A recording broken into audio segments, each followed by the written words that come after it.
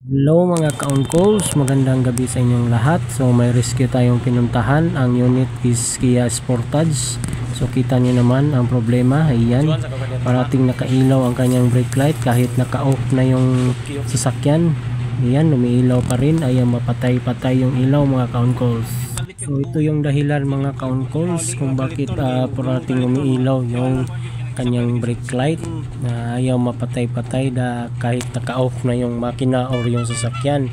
Yan mga ka-on-calls kasi yung rubber stopper niya is nawasak, nahati sa dalawa mga ka-on-calls.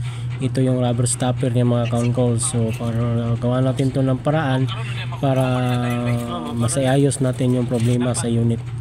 So ito yung ipapalit natin sa rubber stopper mga ka-on-calls, dalawang 25 cents. Ayan, yan ang ating ipapalit doon sa kanyang lalagyan.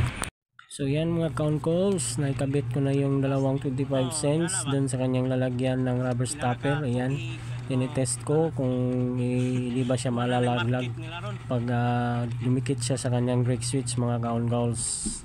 So ito na ang resulta natin ginawa mga ka-on-calls. Ayan, na-off na yung ilaw. Nawala na yung ilaw kanina mga ka-on-calls. Ilaw lang to pag nag-brake ka mga ka-on-calls. Ayan, palaging magdala ng 25 cents at saka shoe glues.